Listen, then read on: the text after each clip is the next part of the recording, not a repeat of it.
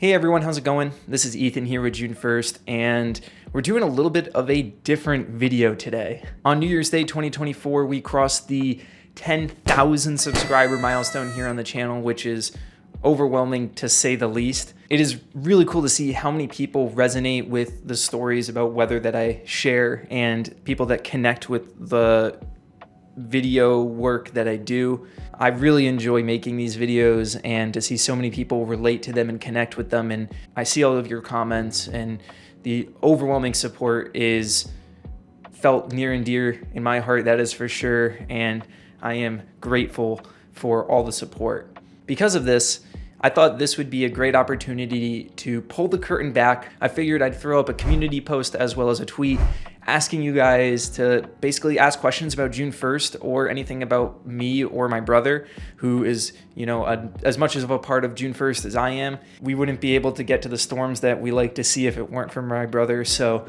I'm super glad to have this opportunity now to answer some of those questions. This first question here is, what sparked your interest in severe weather? And to be completely honest, my interest in severe weather has kind of always been there with me. It's been there from a super young age. I have videos of me doing weather reports as a kid, but the June 1st, 2011 tornado, which went through my hometown of West Springfield, Massachusetts, was really the nail in the coffin. That event really nailed home me being a weather geek for life. This one's got a number of questions here. The first of which is, how did June 1st come about? And June 1st started as a college project. It started as this question of, how can we better understand weather in order to save more lives? And I worked with that question throughout my college career, and it eventually became my engineering capstone project. And June 1st kind of started off as that engineering project, and the YouTube evolution of it didn't come until only a couple years ago, when I really started focusing on the content side of it. And so that's how June 1st really came to be. How long do you plan on making videos? I plan on making videos for as long as humanly possible. Videos have been a part of my life for a long time. I've been making them for well over 15, 16 years at this point. And the marriage between videos and weather go together very well. It's a very visual thing, obviously. So I plan to make videos about the things that I love for as long as I can. Opinion on Twisters. I'm excited for it. It looks visually very good. I laughed at the overpass scene in the trailer there. I'll be sure to see it opening night, that is for sure. How do you pronounce your last name? My last name is Moriarty. It's an Irish last name, pretty common. But yeah, Ethan Moriarty, that's my name. What's your favorite correlation between engineering and meteorology? I think the big thing there is that the two fields are foundationally the same. A lot of the same principles and math kind of go into it.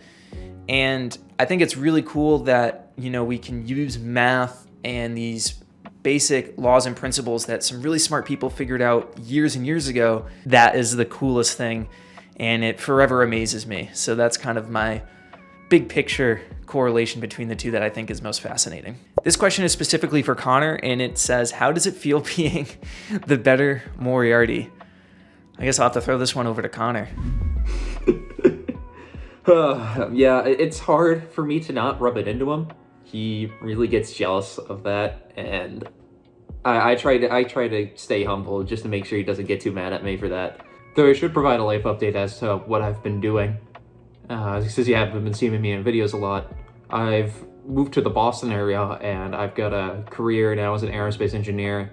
It's really great, and I'm loving it here, though I have had a physical distance with Ethan now, so that means you can't really see me on a lot of hands-on videos, though you probably have seen me and heard me on streams, and you'll still be seeing me on storm chases and to hunt a storm throughout these years to come. So you'll still be seeing more of the better Moriarty. And by the way, if I didn't answer your question enough, it does feel great to be better than him.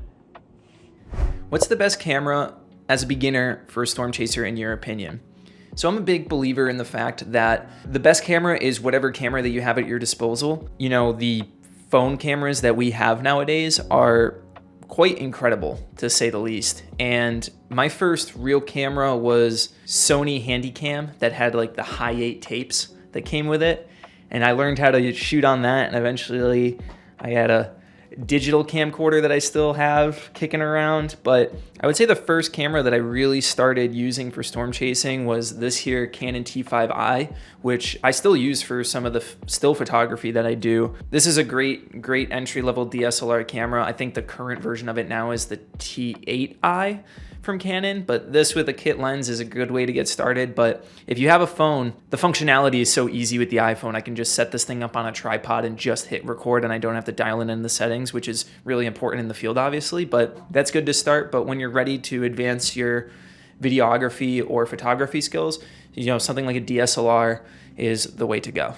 These questions are all semi-related. They're all about tornadoes and ones that I wish I have chased and or ones that were my favorite that I've witnessed. Honestly, it isn't the most photogenic tornado, but it's the one that I would say the most proud of capturing. On June 3rd, 2021 in Lee, New York, it was a forecast that I had that was perfect. It was on the edge of a marginal risk, borderline general thunderstorm risk, well outside of the 2% tornado contour that existed for that day. Nobody saw this tornado except my brother and I, and it went unwarned, and it was just a complete whirlwind of a day. As for any tornado that I wish I could have seen, there's not one event that I can pick out, but I have a kind of a fun answer here. And I would say there's this 3-day stretch in 2014 that I regard as the 3 best days in storm chasing.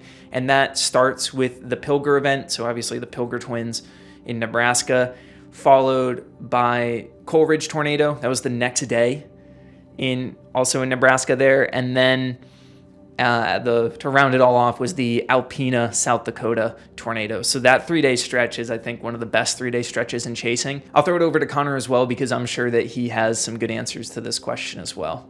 I would have to say our time in New Mexico last year was probably the best storm chasing that we've done. We saw a lot of great people. We saw a lot of great storms. If I had to go back in time and chase a setup, it would also be the 3-day setup that Ethan described. Though if I had to pick a different answer, it would probably be the Dodge City tornado outbreak in 2016. I mean, that was unreal. Like, it makes me want to go there whenever I think about it.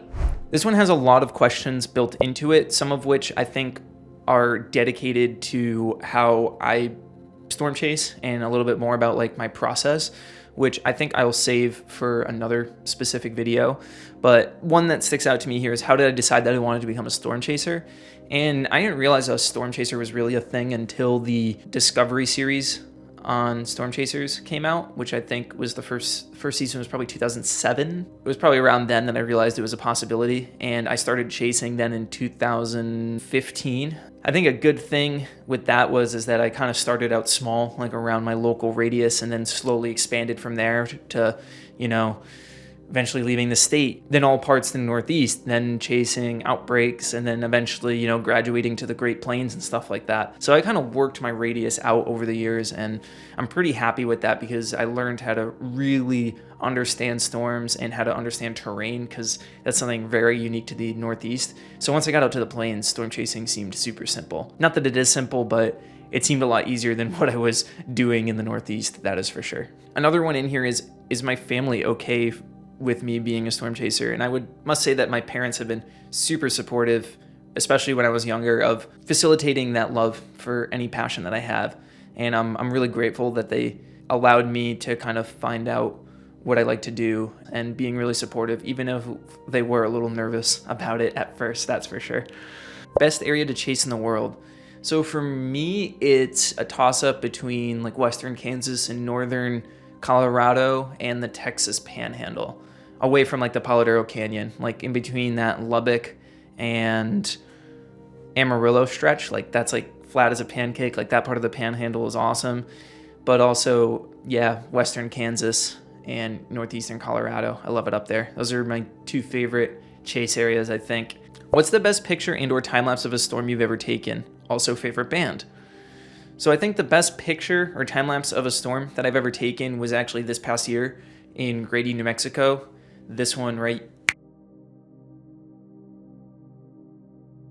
That storm was a beast. Greatest structure I've ever seen on a storm, and quite a surreal experience for this nighttime supercell. For your other question, my favorite band, I'm a huge music guy.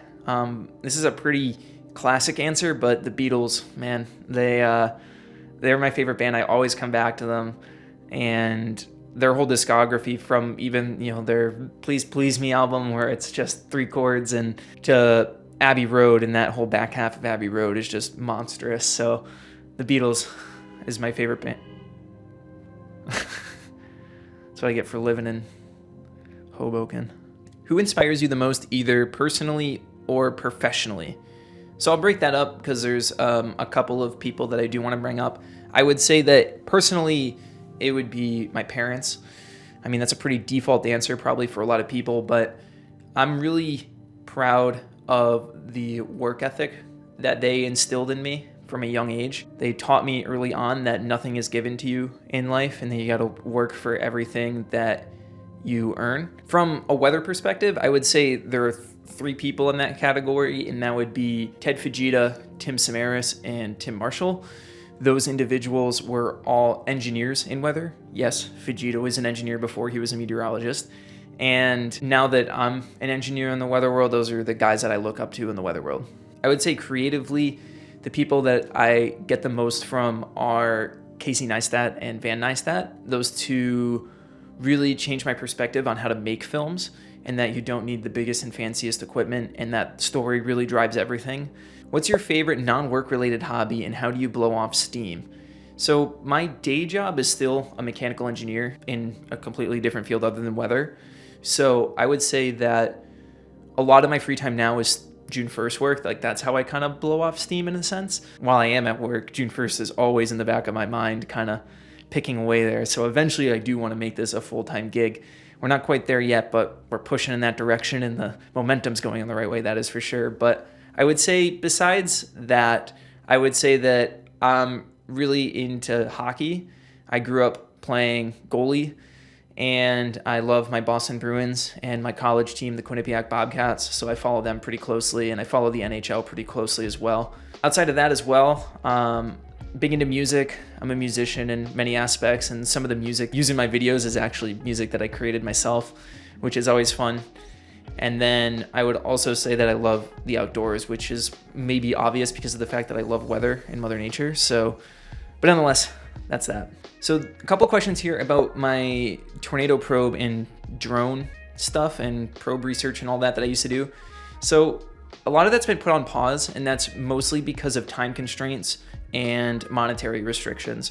Obviously, that stuff requires a lot of capital and a lot of money, especially to do like a real proper product. I'm not at the point now where I can sink a lot of money into it, and the videos that I do now are a way of making projects that can generate revenue to support those projects in the future, if that makes sense. So it's a calculated approach. I haven't abandoned them, but they just have taken a back seat while I focus on growing June 1st as a brand in order to support the engineering efforts and research efforts that we do want to do in the future. So it's a calculated approach. So hopefully at some point in time that we'll be able to approach those at a more targeted approach.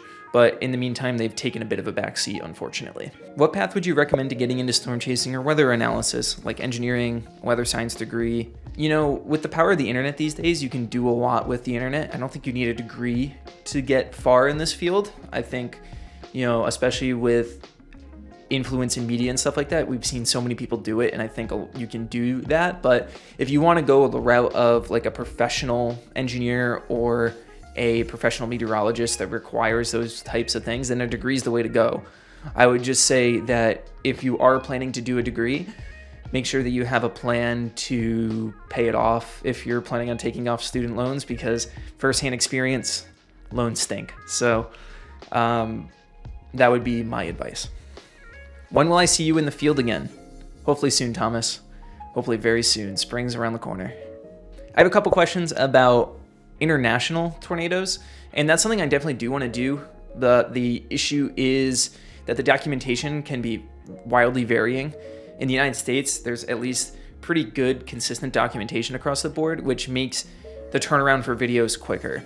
My main goal right now is to put out a quality product, but not spend so much time getting too into the weeds, because I can find myself diving into rabbit holes sometimes. And I think with some of these international tornadoes, I could be lost in the research for a really long time.